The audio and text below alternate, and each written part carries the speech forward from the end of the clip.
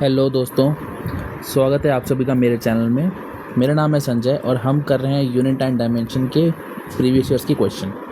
तो इस वीडियो में हम सारे के सारे क्वेश्चन राइंड अप कर देंगे जितने भी बचे हुए हैं। ठीक है, वीडियो थोड़ा लंबा हो सकता है तो खाना पीना अपने साथ रखिएगा, स्नैक्स वगैरह, ठीक है, और पढ़ते रहिए साथ साथ। देखिए क्वेश्चन कह रहा है आपसे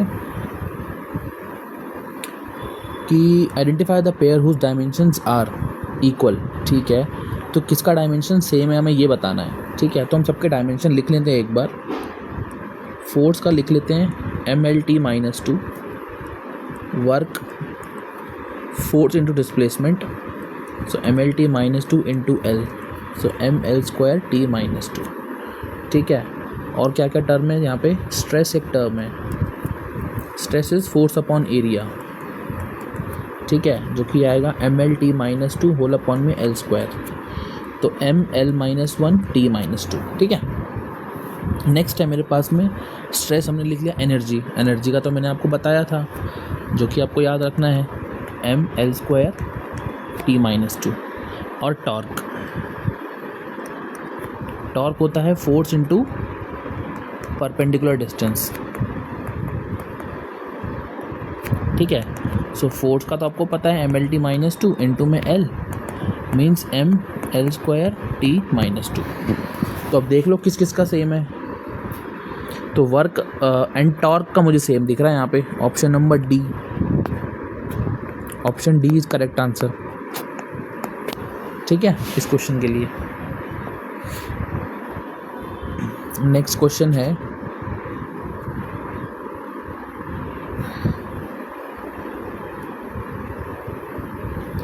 डायमेंशन ऑफ 1/μ0ε0। तो देखो आप जब आप एक चैप्टर पढ़ेंगे इलेक्ट्रोमैग्नेटिक वेव्स और या फिर इलेक्ट्रिसिटी कह रहा हूँ, इलेक्ट्रोस्टैटिक्स के भी स्टार्टिंग में एक फॉर्मूला आपको बता दिया जाता है, जो कि होता है how C is related to permittivity and permeability. तो C इज इक्वल टू μ0ε0, जहाँ पे μ0 होता है permeability of free space, vacuum और एयर, और ये होता है एप्सिलॉन होता है permittivity of free space, air या वैक्यूम। ठीक है, या फिर एयर या वैक्यूम।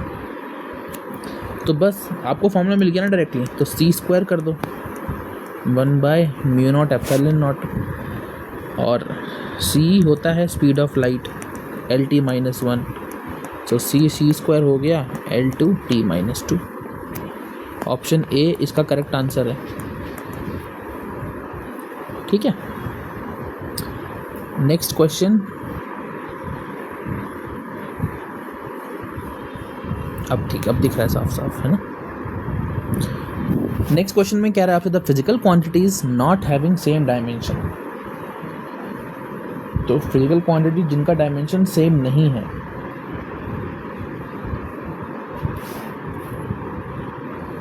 तो देखो टॉर्क एंड वर्क तो हमने पीछे देखा था जो कि सेम है। ठीक है, और स्पीड, और देखो स्पीड C होता है LT-1।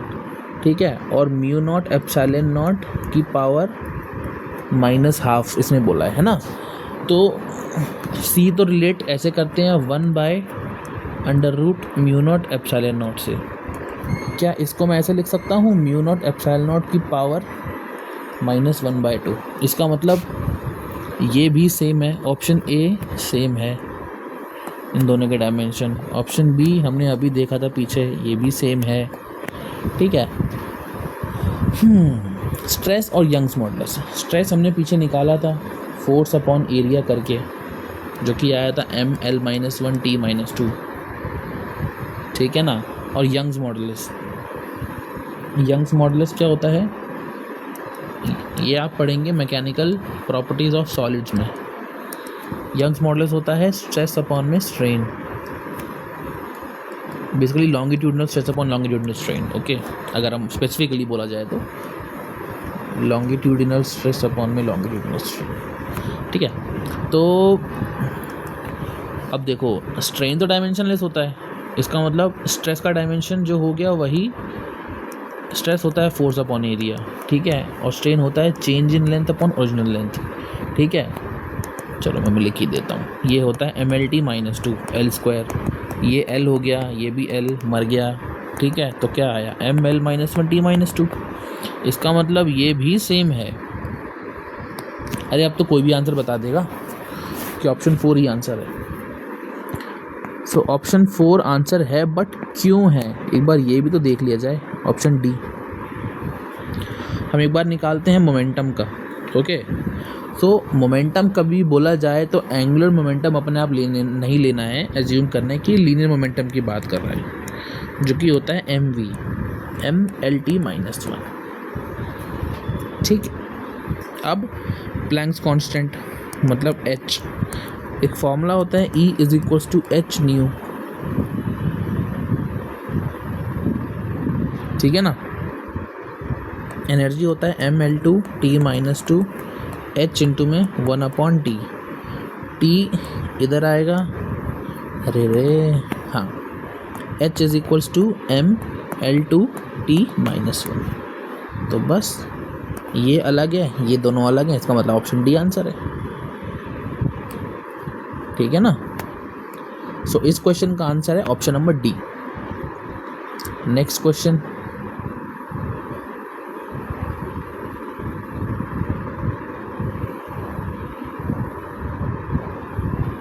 ठीक है। नेक्स्ट क्वेश्चन कह रहा है आपसे, which one of the following represent the correct dimension of coefficient of viscosity, ठीक है। सो कोफिशिएंट ऑफ विस्कोसिटी ईटा से रिप्रेजेंट करते हैं इसको। ये निकालने के लिए आप एक फॉर्मूला यूज़ कर सकते हैं, force is equals to 6 pi eta RV, okay. जहाँ पे आपको F है फोर्स, ईटा तो coefficient of viscosity, R is radius of drop, मतलब जब आप पढ़ेंगे ये उसमें आएगा मैकेनिकल प्रॉपर्टीज ऑफ फ्लूइड्स में, V इज द वेलोसिटी, ठीक है। सो ईटा आप लिख सकते हैं यहाँ से F अपॉन में RV, okay. So eta is equals to F है MLT माइनस 2, R का L एंड LT माइनस 1, L से L चला गया, ML माइनस 1 T minus 1। Option A correct answer है ना। तो देखो बहुत इजी आते थे पहले तो, हालांकि 2004 की बात है, अब उतना देखो आसान तो अभी भी आता है, बट अब क्या बोलेगा कि मैच द कॉलम, है ना, लिस्ट 1 लिस्ट 2 दे देगा, है ना। एक में नाम लिखे होंगे कॉन्स्टेंट्स के या फिर जो भी वेरिएबल्स होंगे, और सेकंड में आपको डायमेंशन फॉर्मूला दे देगा, आपसे कहेगा कि मैच करो, रेशियोज में पूछ लेगा आपसे, है ना। तो सवाल वही है, पूछने का तरीका अलग हो चुका है और कुछ नहीं है, ठीक है। नेक्स्ट सवाल है, out of the following pair which one does not have identical dimension. अच्छा, इसमें से किसके डायमेंशन सेम नहीं है। देखो वर्क और टॉर्क तो हमने अभी अभी पढ़ा था, सेम है, ठीक है। अब देखो मोमेंटम देखो कितनी बार पूछा हुआ है इसके अंदर, है ना। सो मोमेंटम का आप एक बार निकाल सकते हैं। मोमेंटम कैसे निकालेंगे? मोमेंटम जब एंगुलर मोमेंटम भी पूछा है इसने और लीनियर मोमेंटम भी पूछा है इसने, तो P is equals to MV, ये हो गया लीनियर मोमेंटम के लिए MLT माइनस 1, ठीक है। ये निकाला है अभी मैंने, इम्पल्स I से depend, impulse force into time MLT माइनस 2 इंटू T, ये आ गया MLT माइनस 1, मतलब ये भी सेम है जी। हमें सेम नहीं वाला बताना है। Angular momentum MVR,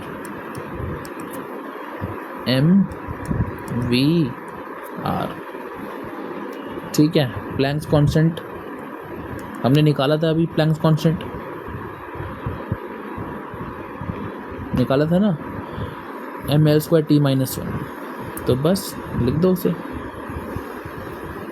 ML² T minus 1। इसका मतलब ये भी सेम है। अब moment of inertia M R square होता है फॉर्मूला, है ना। सो एम एल स्क्वायर, ठीक है। अब मोमेंट ऑफ फोर्स, अब बहुत से बच्चे तो ये पूछेंगे सर मोमेंट ऑफ फोर्स क्या होता है। बेसिकली इसी को हम टॉर्क कहते हैं, और टॉर्क तो होता है M L square T M L two T minus two. तो क्या ये और ये सेम है? बिल्कुल नहीं, बट हमें तो गलत वाला पूछा, इसलिए ये हमारा आंसर होगा, करेक्ट आंसर, ठीक है।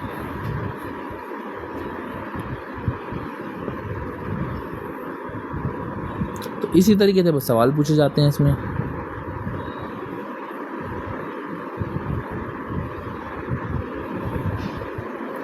अगला सवाल है ये वाला, इसको एक बार पढ़िए आप ध्यान से कि क्या कह रहा है question. Which of the following units denotes this M L square by Q square. Okay, तो M L square by Q square, तो देखिए इसी को हम इंडक्टेंस भी बोलते हैं, मतलब इसका यूनिट होता है, ठीक है। M L square by Q square, ठीक है। यही जो यूनिट होती है वो हेनरी, इंडक्टेंस का यूनिट है ये, ठीक है। और इसको डिनोट करते हैं हम हेनरी से, इसका आंसर हेनरी होगा, ठीक है। बेसिकली वो M L square by A square T square होता है, तो उसको क्यू स्क्वायर लिख दिया है, M L square by Q square, ठीक है।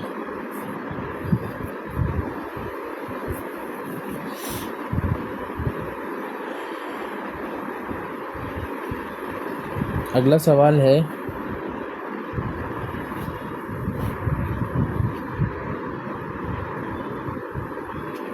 Dimension of magnetic field in M L T C, ठीक है जी। मैग्नेटिक फील्ड निकालना है। देखिए जी, मैग्नेटिक फील्ड अभी आपको निकालना हो, F is equal to Q V B लगाइए और आंसर पाइए, B is equal to F upon में क्यू वी, ठीक है। फोर्स आपको पता है M L T minus two, charge होता है करंट इंटू टाइम, वेलोसिटी होता है एल टी माइनस वन, इससे ये गया, इससे ये गया, क्या बचा? M T minus to A minus one. अब ए तो करंट है जी, ए करंट है, हमें बताना है सी की टर्म्स में, चार्ज की टर्म्स में, ठीक है। एम टी माइनस टू, ए को क्या लिख सकते हैं हम? करंट को क्या लिख सकते हैं बताइए? सी माइनस वन। अगर बहुत से बच्चे कंफ्यूज हो रहे हैं तो ऐसा कर सकते हैं, देखो मैं इस ए को नीचे ले आता हूँ, ठीक है। अब M T minus two whole upon में ए करंट है, current is charge per unit time, ठीक है। Means C upon T, M T minus two into T C minus one, so M T minus one C minus one, ठीक है। तो इसका answer M T minus one C minus one कहाँ match कर रहा है वो आप ऑप्शन देख लीजिए, ऑप्शन नंबर डी, ये करेक्ट आंसर है। समझ में आया? नेक्स्ट सवाल है, देखो सवाल बहुत छोटे छोटे हैं, लल्लू पल्लू सवाल है, बट ठीक है, मैं आपको कराऊंगा सारे के सारे क्वेश्चंस। क्वेश्चन है आपके पास में, given that k is equal to energy, velocity, time, they chosen fundamental units, what is the dimension of surface tension. मतलब सरफेस टेंशन रिलेटेड है किससे? k times of, k is energy, k की power a, v की power b, t की power c, हमें surface tension बताना है। तो देखिए पहले हम s निकालेंगे, सरफेस टेंशन। सरफेस टेंशन क्या होता है? Surface tension is force per unit length, force आपको पता है mLT माइनस 2 L means MT minus 2। K is energy, आपको पता है mL square mL2T minus 2। V is velocity LT minus 1। ठीक, और T है टाइम, तो टाइम का तो T ही होगा। ठीक है, अब लिखेंगे MT minus 2 is equals to mL2T minus 2 का पावर A, LT माइनस 1 का पावर B और T का पावर C। ठीक है, अब इसको मैच कर लीजिए। m की power 1 is equal to m की पावर a, मीन्स a की वैल्यू आ गई 1। अब a की वैल्यू जैसे ही 1 आई वैसे ही मेरे दिमाग में एक ये आंसर आया, एक ये आंसर आया, दो एलिमिनेट हो गए, मतलब 50% ऑप्शंस एलिमिनेट हो गए हैं। ठीक है जी, l निकाल लेते हैं फटाफट से। l तो पता चल जाएगा, देखो l की पावर 0, l की power 2a plus b, 2a plus b is equal to 0, b is equal to minus 2a, b is equal to minus 2। क्या बात है सर, मुझे आंसर मिल गया sir, option number C. But मैं t भी निकालूंगा क्योंकि हम अभी सीख रहे हैं, आप लोग भी और मैं भी। ओके, तो minus 2a minus b plus c is equal to minus 2। Values put कर दीजिए।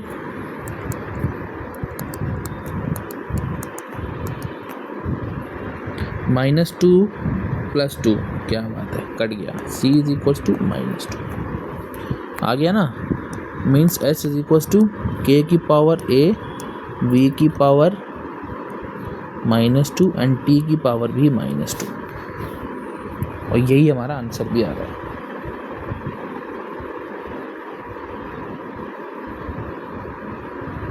ठीक है, नेक्स्ट सवाल है,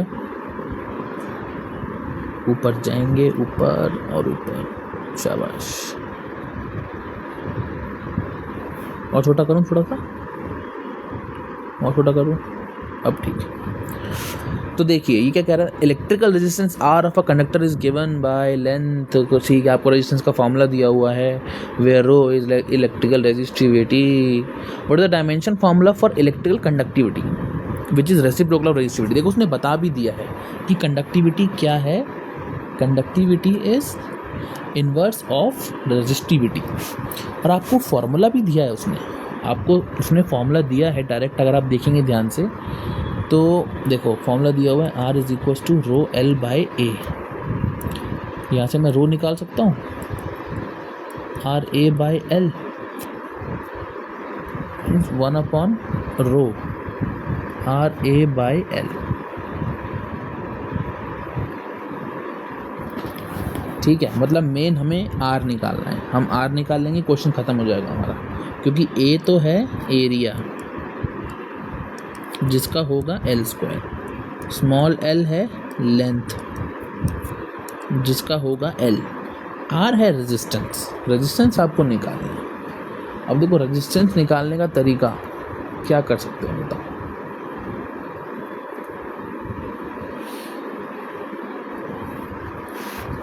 रेजिस्टेंस हम कैसे निकालें, मतलब मेरे को शॉर्टेस्ट वे चाहिए, मतलब आसानी से पहुंच जाऊँ, ऐसा नहीं कि मुझे मशक्क़त करनी पड़ रही है उसके लिए। देखो मैं कैसे निकालूंगा,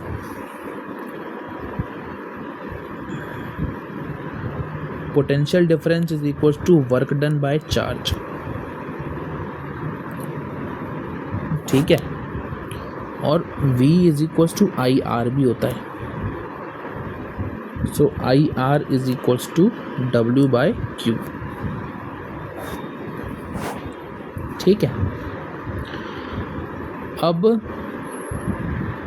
आई R is equals to W by Q होता है I into T, so R is equals to W upon में I स्क्वायर टी। क्या ये समझ में आया? अब R निकालेंगे हम mL2 T माइनस 2, I का स्क्वायर मतलब A का स्क्वायर, टी का मतलब टी। क्या बात है सर, हम तो बहुत आसानी से पहुंच गए सर, है ना। मुझे वोल्टेज का निकालने की ज़रूरत भी नहीं पड़ी और बिना निकाले देखो मैंने निकाल दिया आर का डायमेंशनल फॉर्मूला। ठीक है, सो एल अपॉन में M L2 T-3 A-2 L2। इस L से इस L को मार दो। ठीक है, सिग्मा आएगा आपके पास में M-1 L-3 T3 A2। ये आपके पास में आ गया है सिग्मा। कुछ ऑप्शन मैच कर रहा है इसमें भैया? Option number A correct match कर रहा है। ठीक है,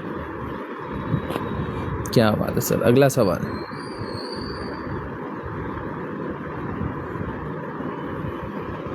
एक्चुअली यार मेरी तबीयत ख़राब हो गई थी इसलिए वीडियो नहीं आ रही थी काफ़ी टाइम से, बट अब मैं ठीक हूँ इसलिए वीडियो बना रहा हूँ। इसलिए वीडियो आज के आज ही डाल दूँगा। ये भी अभी जैसे ही ख़त्म होगा वैसे ही 5-10 मिनट के अंदर, ठीक है ना। बट तबीयत ख़राब थी इसलिए वीडियो नहीं बना पा रहा था। तो ये सवाल है सर आपके पास में। सवाल पढ़िए, let epsilon naught denote the dimensional formula of the permittivity of vacuum. ठीक है, एप्सिलॉन नॉट निकालना है हमें। देखिए जी, इलेक्ट्रोस्टैटिक फोर्स में फॉर्मूला पढ़े हैं, F = 1/4 epsilon naught Q1 Q2 by R का square. Epsilon naught = Q² by FR square. ठीक है जी, एप्सिलॉन नॉट = Q चार्ज है sir, current into time. Force आपको पता है MLT-2 इनटू में L²। Epsilon naught = M-1 L-3 T4 A2। ठीक है सर, अब कौन सा ऑप्शन मैच कर रहा है ये आप देखो। अगर मैं देखूं तो मुझे तो ऑप्शन सी नज़र आ रहा है। ऑप्शन सी इस क्वेश्चन का करेक्ट आंसर है। ठीक है जी,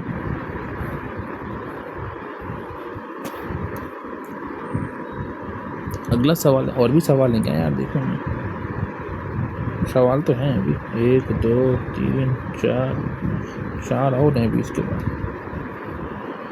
ठीक है, करते हैं जितने होते हैं अपने। यार ये क्वेश्चन रिपीट हो गया, आई थिंक यही क्वेश्चन मैंने ऊपर भी देखा था अभी।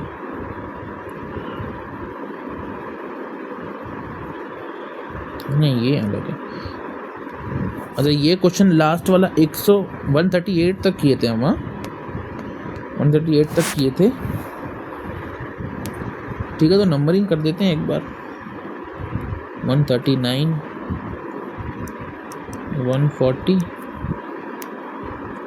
141 142 143। अरे ये क्वेश्चन पहले सॉल्व हो गए हैं। 145, क्वेश्चन नंबर 146 147 148 149 150। अरे अपन तो 150 चलेगा यार। 151 152 153। हाँ, इतना ही है। ठीक है जी, अब बताइए सवाल क्या कह रहा है आपसे।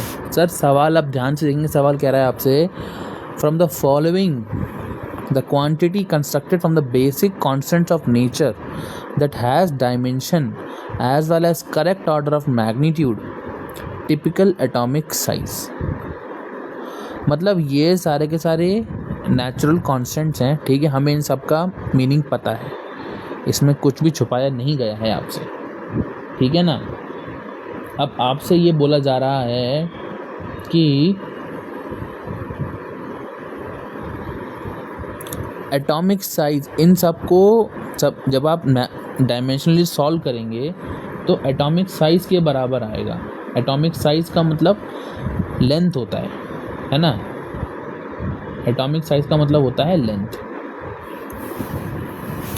तो ऐसा कौन सा ऑप्शन है जो कि आपको लेंथ दे रहा है ना, सो वही इसका आंसर है। तो बस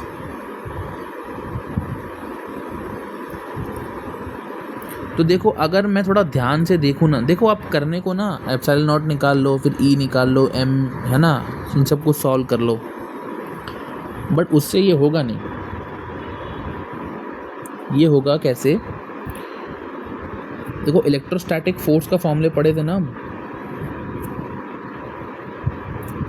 जो कि होता है F is equals to 1/4πε0 Q1 Q2 by r²।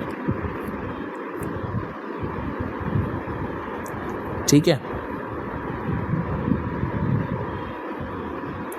और देखो आप मतलब ऐसे नहीं तो आप ऐसे भी कर सकते हैं, आप निकाल सकते हैं डायरेक्टली। ठीक है ना, देखो एप्सिलॉन नॉट हमने पीछे निकाला है अभी, m-1 L-3 T4 m-1 L-3 T4 A2, ये भी निकाला एप्सिलॉन नॉट का। ठीक है, मास का तो m ही होता है, CLT-1। ठीक है, और E होता है A इंटू में T। ठीक है, सब में वैल्यूज पुट करके देख लीजिए आप। अगर मैं जैसे मैं ऑप्शन ए देखूं तो ऑप्शन ए में E², नीचे वाले E² से कट जाएगा, ऊपर क्या बचेगा ऑप्शन ए में? Epsilon naught by m। अगर मैं एप्सिलॉन नॉट बाय m करूँगा तो क्या लेंथ का डायमेंशन आएगा? नहीं आएगा। Option number B, 4πε0 m। ठीक है, C² बाय E²। इसको एक बार सॉल्व करते हैं, चलो। Epsilon naught m C² by E²। ठीक है, तो देखो T4 से T मरेगा। ठीक है जी, M से M चला जाएगा। ठीक है जी, A से A2 जाएगा, A² से A² चला जाएगा, ये बचेगा L-1 means 1/L। But atomic size का तो जो डायमेंशन है वो L होता है, लेंथ होता है, ये तो आएगा ही नहीं। मतलब ये ऑप्शन भी रॉन्ग। ऑप्शन सी देखो, ऑप्शन सी देखो आप, ऑप्शन सी में E² मतलब A² T² अपॉन में 4। अगर आप ध्यान से देखेंगे तो ऑप्शन बी और ऑप्शन सी जो है वो इन्वर्स है ना, है ना। तो हम इसको ऊपर जो सॉल्व किया है ना, नीचे ही जब उसको सॉल्व करेंगे हम टर्म को, तो हमें मिल जाएगा L। अरे यार, ये दोनों इन्वर्सली प्रोपोर्शनल, मतलब इन्वर्सली है ना, प्रोपोर्शनल नहीं, मतलब इन्वर्स है, बी इन्वर्स है सी का, है ना। तो ये L आ जाएगा, इसका मतलब आंसर हमारा ये ही है। तो ये लॉजिक लगा के भी हम ये क्वेश्चन सॉल्व कर सकते हैं। ठीक है ना, मतलब मैंने तो यही लॉजिक लगाया। बाकी अगर आपको कुछ और पता हो तो ज़रूर बताइएगा, मैं भी तो सीखूं, है ना। तो बच्चों, अगला सवाल है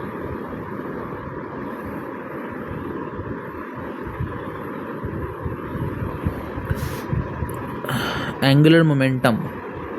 भैया एंगुलर मोमेंटम निकाल लीजिए MV/R फटाफट से। M V और R, ML²T-1 जहाँ पर है फटाफट उसको मार्क कर दो।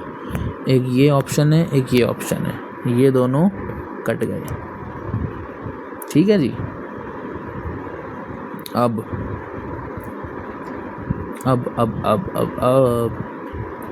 लेटेंट हीट, लेटेंट हीट का फॉर्मूला क्या होता है? Energy by mass. Latent heat को मैं एक्चुअली L' से रिप्रेजेंट करता हूँ, या फिर S से भी करते हैं हम रिप्रेजेंट उसको, है ना। सो ये होता है ML2T-2 बाय M। M से M जाएगा, क्या बचेगा? L2T-2। क्या बात है, मतलब ऑप्शन दोनों सेम है, बरकरार हैं अभी दोनों। ठीक है जी, सी निकालने पे तो देखिए कैपेसिटेंस में एम ये कभी भी पावर सेम तो नहीं होंगी, ऑल द ऑप्शन बी नज़र आ रहा है मेरे को करेक्टली यहाँ से, बट आप लोगों को मैं करके दिखाऊंगा कि सी हम कैसे निकालेंगे।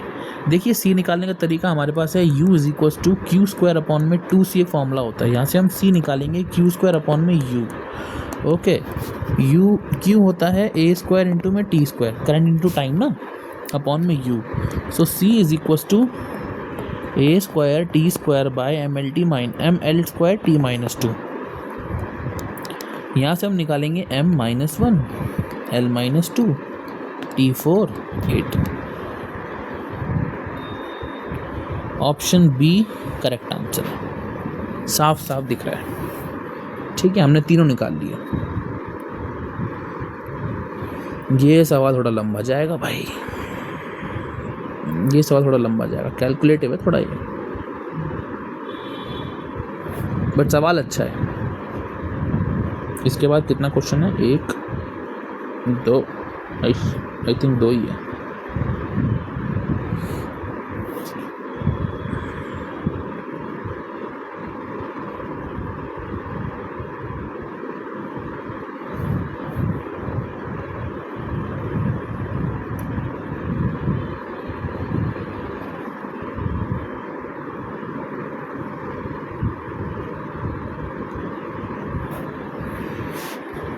इसे कर ले पहले, जल्दी हो जाएगा।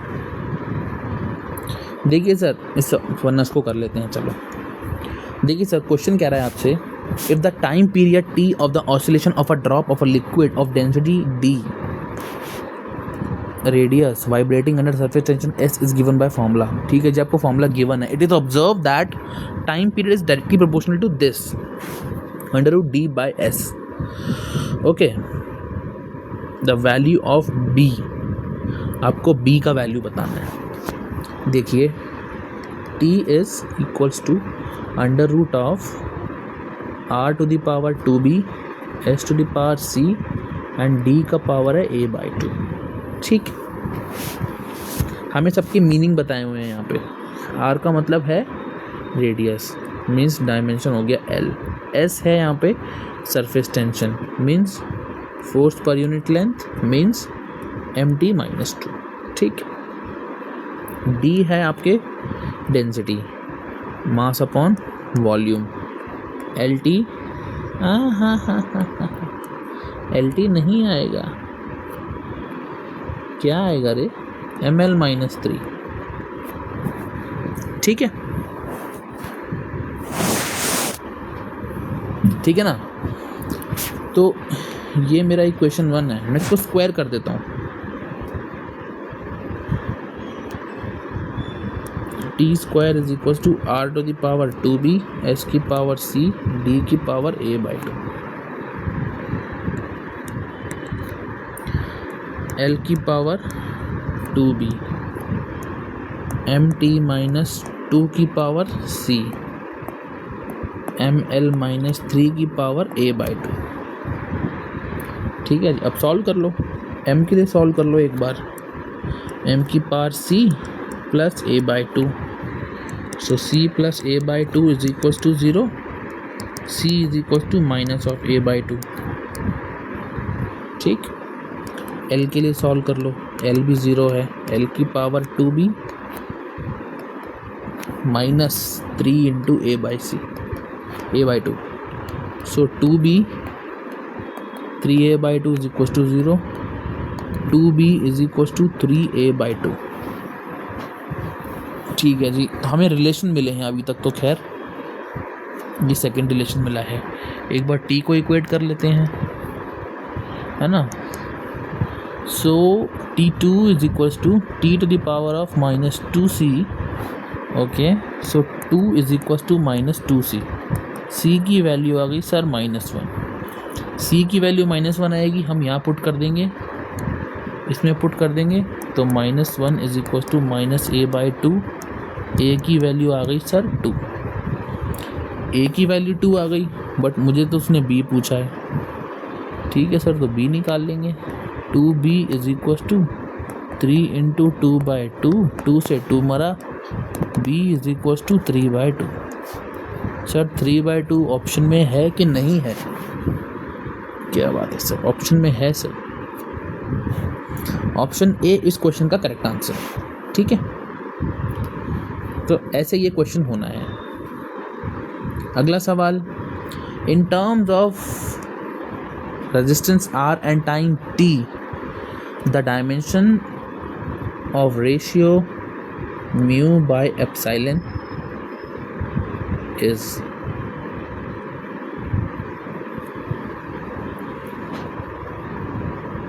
R मतलब रेजिस्टेंस और टाइम की टर्म में बताना है,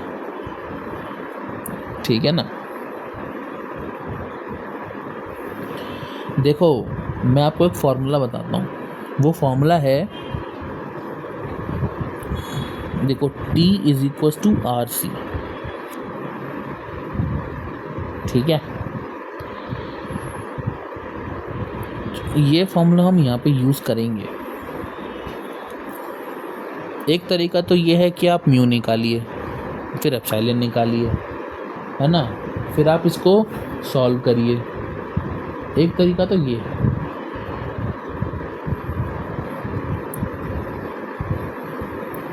जो कि बहुत बेसिक तरीका है। देखो अगर आपको म्यू और एप्सिलॉन निकालने में कोई दिक्कत नहीं है तो आप आराम से कर सकते हैं। ऑल्दो आप सिंपल एप्सिलॉन से भी कर सकते हैं, है ना।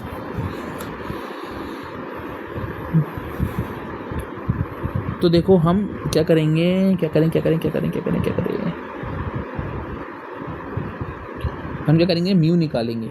एप्सिलॉन हमने निकाला हुआ था पीछे, एप्सिलॉन निकाल लेते हैं, फिर उससे म्यू निकाल लेंगे, ऐसा कर लेते हैं,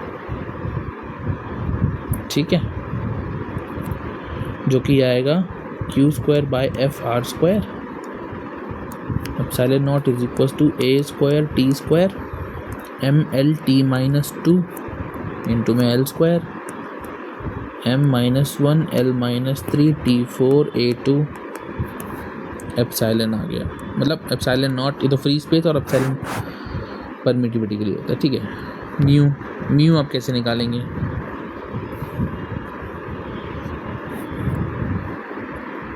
म्यू आप निकालेंगे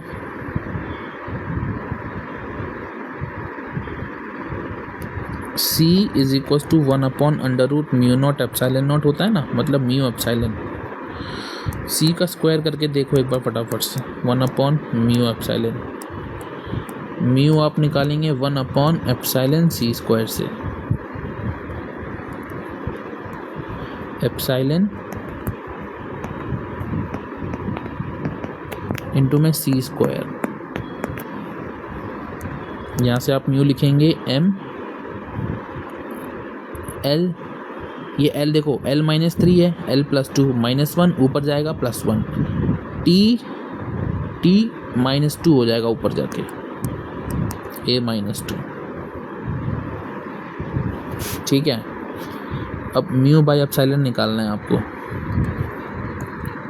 ML T-2 A-2 M-1 L-3 T4 A2। अब देखो जी क्या है यहाँ पर है, ऊपर जाएगा तो बनेगा M2 L4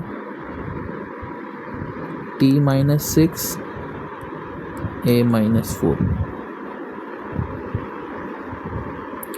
ठीक है।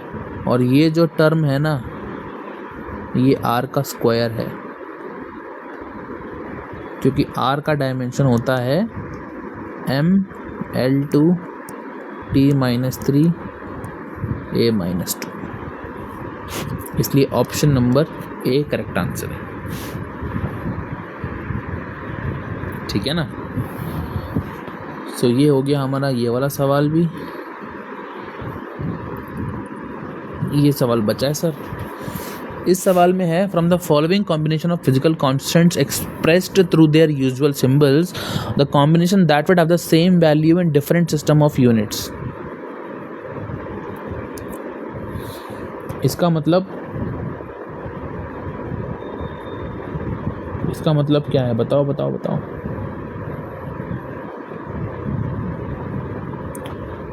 देखो सभी सिंबल्स के मतलब तो बता, एक बार क्वेश्चंस पढ़ो एक बार ध्यान से, है ना। तो सभी सिंबल्स के मतलब तो आपको पता है।